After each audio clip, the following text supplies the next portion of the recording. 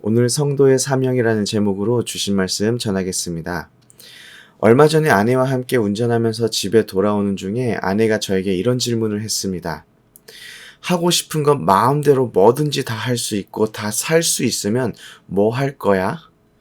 그래서 우선 늦잠을 자고 욕조에서 반식욕을 하다가 유명한 셰프들을 집으로 데려와서 점심을 먹고 배짱이처럼 기타 치고 피아노 치고 놀다가 운동 가서 운동하고 와서 셰프들이 차려준 저녁 먹고 잘 거야 라고 대답했습니다. 그러자 아내가 그 다음 날은 뭐 할 거냐고 물어봤습니다. 저는 저의 대답이 가소로웠나 싶은 생각에 이번엔 좀 과감하게 대답했습니다. 일단 아침에 늦잠을 자고 뒹굴거리다가 셰프들이 차려주는 점심을 먹고 5,000불 정도 하는 놀드 스테이지 피아노를 사서 전시하고 그 다음에 포르쉐를 타고 집을 한 4채 정도 산 다음에 재미로 에어비앤비를 운영하고 저녁에는 친구들을 불러서 파티할 거야. 아내는 또 그 다음날은 뭐 할 거냐고 물어봤습니다. 집을 또 여러 채 사서 공부하는 신학생들에게 아주 저렴한 가격으로 집에 살 수 있게 할 거야. 그리고 점심 먹고 뒹굴거리고 놀다가 저녁 파티를 해서 사람들을 초대해서 또 놀 거야. 아내가 또 똑같은 질문을 하는데 사실은 이번에 대답하기가 힘들었습니다. 하고 싶은 것 마음대로 하고 살 수 있는 것 마음대로 살 수 있으면 행복할 줄 알았는데 삶의 목적이 없이 그냥 살아가는 삶의 모습이 너무 의미 없게 느껴졌기 때문입니다. 와이프가 의도하고 그런 질문들을 던졌다고 생각되지는 않지만 혼자서 사명이라는 것을 가슴속에 계속 생각하는 시간을 가졌습니다. 오늘 본문을 보면 하나님께서 주신 사명을 감당하기 위한 사도 바울의 불타는 마음을 발견할 수가 있습니다. 먼저 오늘 말씀에는 사도 바울은 골로새 교회의 성도들에게 기도를 계속하고 기도의 감사함으로 깨어있을 것을 명령하고 있습니다. 그리고 골로새 교회 성도들에게 자신들을 위하여 기도하라고 말하고 있습니다. 3절인데요. 또한 우리를 위하여 기도하되 하나님이 전도할 문을 우리에게 열어주사 그리스도의 비밀을 말하게 하시기를 구하라. 내가 이 일 때문에 매임을 당하였노라. 그리스도의 비밀을 말하는 것, 그리스도의 복음을 말하는 것을 위해서 사도 바울이 자신이 매임을 당하였다고 말하고 있습니다. 그리스도의 복음을 전하는 것에 삶의 이유와 목적을 두고 있는 사도 바울의 모습이 너무나도 위대하게 보여집니다. 그런데 3절을 문득 보면서 이런 생각을 하게 되었습니다. 사도 바울이 골로새 교회 성도들에게 전도할 문을 우리에게 열어주사라고 기도해달라고 말합니다. 지금 사도 바울의 상황이 어떠하신지 다들 알고 계십니까? 골로새서는 옥중서신으로 분류가 됩니다. 다시 말해서 사도 바울이 감옥에서 쓴 서신서입니다. 지금 사도 바울은 감옥에 있습니다. 물론 사도 바울은 감옥에 있었지만 사람들과의 만남에 큰 어려움이 있었던 것은 아닙니다. 그렇다고 해서 사도 바울이 자유롭게 밖을 돌아다니며 사람들과 만날 수 있는 상황도 아니었습니다.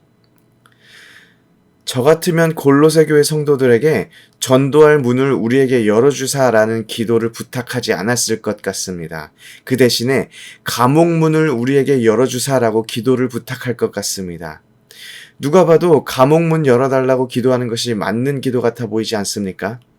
논리적으로도 감옥 문이 열려야 나가서 자유롭게 전도할 수 있는 것 아니겠습니까? 그리고 감옥 문이 열리는 것이 나쁜 일입니까? 예를 들어 제가 복음 때문에 복음을 전하다가 로마의 감옥에 들어가게 되었습니다. 그리고 오렌지 한인교회 성도님들께 감옥 문이 열리게 해달라고 기도 부탁을 하였는데 정말로 감옥의 문이 열려서 제가 나가게 된다면 아주 놀라운 간증거리가 되지 않겠습니까? 그리고 저를 위해서 기도했던 오렌지 한인교회 성도님들의 믿음이 얼마나 더 단단해지겠습니까? 그런데 사도 바울은 그렇게 기도를 요구하지 않았습니다.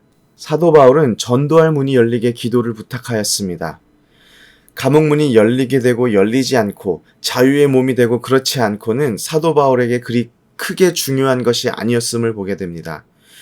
그가 있는 곳이 어디든지 그곳에서 그리스도의 복음이 전해질 수 있다면 사도 바울은 그것이면 되는 것이라는 것을 보게 됩니다. 어떻게 이것이 가능합니까? 우리는 어떻습니까? 하나님께서 주신 일을 감당할 때, 교회를 섬길 때에 내 경험대로, 내가 계획하는 방법대로, 나의 생각에 옳다고 여겨지는 그대로 하나님께서 일해주기를 바라고 있지는 않습니까? 저는 사실 미국에 처음에 왔을 때에 사회적으로 또 물질적으로 성공해서 물질로서 어려운 교회를 섬기고 청년들을 돕는 그러한 평신도가 되려고 했습니다. 그래서 간호를 공부하고 궁극적으로는 PhD까지 계획하고 있었습니다. 저 나름대로의 계획을 가지고 있었고 또 열심히 준비도 했습니다. 지금 돌이켜봐도 아주 선한 마음이었고 교회를 위해서 그리고 다음 세대를 위한 그런 마음이었습니다. 하지만 제가 생각하고 계획한 대로 일들이 진행되어지지 않았던 것을 기억합니다. 당시에는 답답한 마음이 들었지만 그것이 저를 향한 하나님의 마음이 아니고 저의 사명이 아니었음을 알게 되었습니다. 하나님의 마음을 알고 하나님의 마음을 품고 살아가는 바울에게는 환경이 중요하지 않았습니다.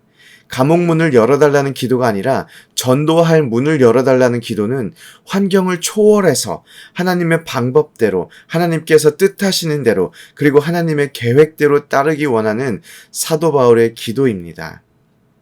그런데 오늘 말씀을 보면 하나님의 복음을 전하는 것이 하나님께서 사도 바울에게만 주었던 사명이 아니었음을 보게 됩니다. 5절과 6절을 제가 다시 한번 읽어보겠습니다. 외인에게 대해서는 지혜로 행하여 세월을 아끼라. 너희의 말을 항상 은혜 가운데서 소금으로 맛을 냄과 같이 하라. 그리하면 각 사람에게 마땅히 대답할 것을 알리라. 사도 바울은 골로새 교회 성도들에게 외인들, 즉 다시 말해서 그리스도 밖에 있는 사람들에게는 지혜롭게 행하고 세월을 아끼라고 말하고 있습니다. 이게 무슨 뜻일까요? 그리스도 밖에 있는 사람들, 그리스도를 모르는 사람들에게는 지혜롭게 행동해서 세월을 아끼라는 것은 서로 시간을 보내봐야 시간 낭비일 뿐이기 때문에 엮이지 말고 그리스도인으로서 믿는 자로 하나님의 사명을 품고 하나님의 일을 잘 감당하라는 그러한 사도 바울의 당부일까요? 여기서 세월을 아끼라라는 말은 너의 시간이 아깝다, 시간을 아껴라 라고 말하는 것이 아닙니다. 세월을 아끼라는 말의 원어로 본다면 그 뜻은 모든 기회를 최대한 사용하라라는 뜻입니다. 그럼 무슨 기회를 사용해야 합니까?